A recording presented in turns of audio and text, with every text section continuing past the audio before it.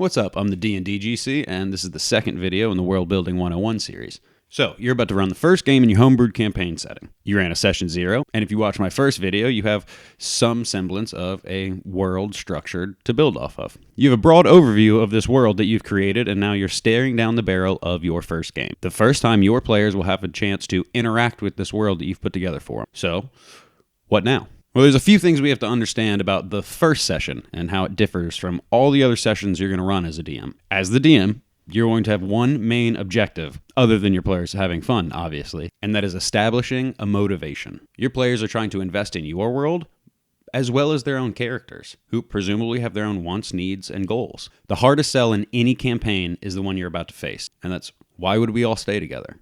Why would we do this? Why would my brash, glory-seeking dwarf spend a single second with your posh, stoic, noble elf? And some of that is on your players and can be talked about in a session 0, but it's still a difficult problem to solve without taking away some character agency right off the start. So that's need number 1, is a motivation. Now, need number 2, in my opinion, is creating an experience that represents almost all of D&D, especially if you have brand new players. A taste for all the aspects of the game. There will be sessions in the future that are entirely one long combat, or within a big city market negotiating with vendors, or exploring a sunken tomb. But the first session really benefits from sampling all of the different pillars of play: social interaction, combat, and exploration. This way you can get a taste for what your players like and don't like, and you can start to tailor your game that way going forward. Okay, so far we need motivation for our players.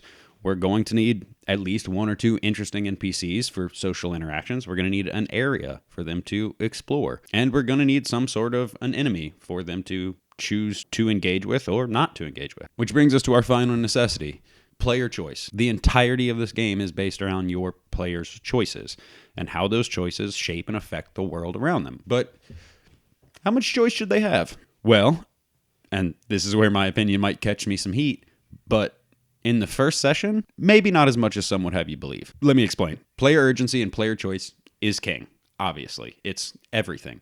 Without it, the game doesn't really exist. But for the first session, I think there's an argument to be made for not removing it, but narrowing its scope temporarily. Again, especially if any of your players are brand new.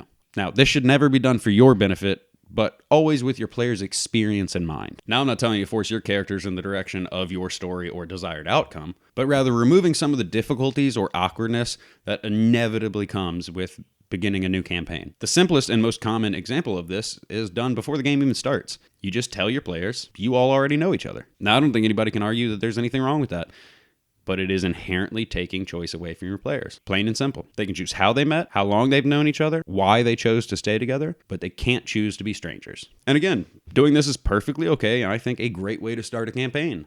But I think we can do better. What if we can take away the pressure of justifying the group coming together in a way that 99% of character motivations can get behind and do it in-game? We can do this by giving them a character motivation that works for almost any character archetype. And yes, even the cool, dark, brooding, I sit in the corner and say nothing character that new players sometimes can lean towards. See, that character can oftentimes be demonized because it makes it very difficult on the DM. But to be fair, everyone wants to be Strider. So, what motivation would bring a character like that in? Or any character for that matter? Well, survival. Take the choice of forming an adventuring party away from them and give them the choice to try to survive. And, just for fun, let's do it in a tavern. Okay, so the list.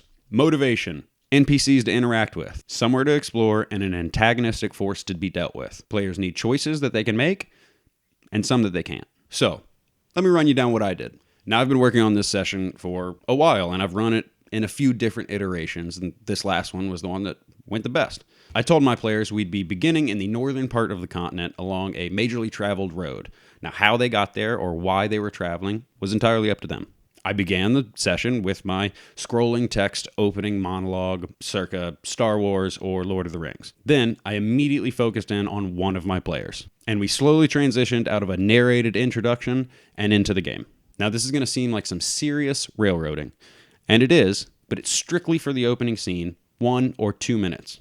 And I talked with this player beforehand to make sure that it was cool and they were okay with it. I was simply setting the scene before handing the game over to them. So I described this character traveling down this road as this massive snowstorm begins to set in.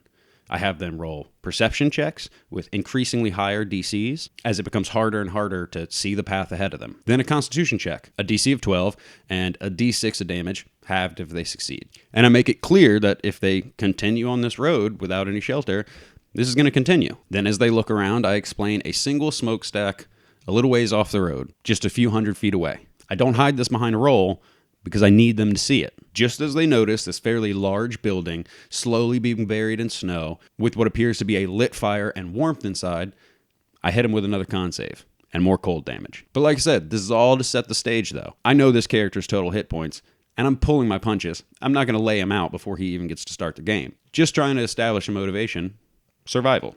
When we were building these characters, I explicitly gave him an extra health potion specifically for this reason. So, player approaches the building. There's a main door, but they might scope it out, look for other entrances, try to see through a window. They might see the sign slowly being frozen over that reads, "The Copper Mine Respite." Or they might not, but they enter the building. And that's when I turn the game over. I turn to my other players and explain that they're all already here, forced into the same situation in the same circumstances. And then I describe someone else, an NPC I've planted in this bar with the rest of them. Not much has been said between the characters up until this point, as they all have been settling in, but now you can turn it over to them. You can let them start to make introductions or start to RP if they're confident enough to do so. If not, you can then push the narrative forward yourself by using this NPC. I had him walk across the tavern, step behind the bar, and pull out a bottle. He says something like, "I guess we're on the honor system now," as he slams a silver piece down, opens up a drink. I then describe to them that the entire time that they've been here, there has been no barkeep, no bartender, no one but these players and this NPC. I then turn to the players and ask them what do they do. I tell them to go around and, if they haven't already, describe their characters and describe what they've been doing for the last few minutes, up to an hour, depending on how long they've been here. Were they just unpacking their things, preparing for a long night, or exploring the place around them? Have they seemed weary or uncomfortable? Have they tried to strike up a conversation with any of the other players or the NPC? What did they say? Or were they sitting in a corner with their hood up, bathed in shadow, in silence? If a player wants to be Strider, let him be Strider. Don't worry, we'll hook him. Now, if your players jump right in to RP, great, let them. Give them some time to explore the space. If not, start throwing minor complications at them. Have things start happening to them that they have to do something about. The scrap wood has burned up and something needs to be done about the fire. Or there's alcohol here, but any food has spoiled and gone bad. The NPC has some rations out in his wagon, but it's outside, along with his horses that need to be fed. Start working in small checks and decisions to get the players used to the game, and use the NPC to engage with the players if the game starts to stall out in any way. Great way to do this is to tie your NPC to one of the characters' backstories in a broad way. This isn't the one that killed their parents, but maybe he's originally from the same part of the world, or maybe knew someone from their past, if you can make it make sense. And if you're sitting there thinking that all of this sounds familiar, well, maybe you're a Quentin Tarantino fan. To me, this is one of the best examples of you all meet in a tavern ever in media. Now, hopefully your players don't all have secret reasons to try and kill each other or smash million-dollar guitars on loan from the Smithsonian. Music time's over. But either way, still might be a fun game. So, we've got an NPC for social encounters. We've got a location to explore, but that's not enough. Let me tell you about this tavern. Decades ago, copper was found in these hills. A small mine sprung up around the vein. But it wasn't enough to sustain an entire town's economy. So workers had to travel from a decent distance to work. The owner of the mine built living quarters so people could come in, stay for a few weeks, a few months, make their money, and go home. But about a decade ago, the mine dried up. The owner had made his money and just offloaded the property relatively cheaply. So an older gnome with some money to spare and nothing to do in his retirement bought it. Seemed to be the perfect vacation spot, as well as something to do with all of his free time. The barracks were converted into a tavern/inn, a small place of rest for travelers on the road and shelter for situations just like these. Now, these barracks, now tavern, have always tied directly into the mine system. There's a main shaft covered by a hatch door directly in what is now the kitchen. And now, within those mines, is something sinister. For a while, there had been a small group of kobolds that had moved in, but they never seemed to bother the tavern. They didn't have any need to. Their needs were met, and it wasn't worth the risk. Until, for some reason, a young green dragon moved in. Now, I know what you're saying. A young dragon in a level 1 session is a bad idea.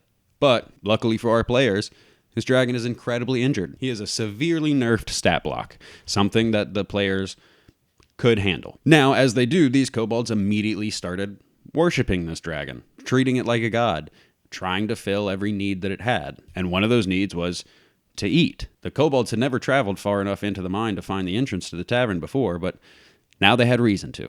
First, they ambushed the owner when the tavern was empty. Then, they clumsily tried to rearrange the furniture, put everything back in order, and wait. Once or twice a week, one or two travelers would stumble into the tavern looking for shelter, and it'd be over for them. The kobolds would wait until their guard was down, and it was all over. Until today, when the storm blew in, your group of players. While your players are exploring the inn and getting to know each other, the more perceptive ones should start to notice scratched tables, faded bloodstains in the wood flooring, the old map of the mine shafts once hung on the wall of the tavern but now stashed behind the bar, a stray arrow stuck high into the rafters. Your players should start to put the pieces together, but even if they don't, it doesn't matter. You bring the action to them. The kobolds spring their trap. Enough of them to keep your players busy and start a small encounter, while two others snag your NPC. I described a long rope with a hook attached to the end that one of the kobolds just slung through the NPC's belt. The NPC is quickly yanked onto his back, drug across the floor,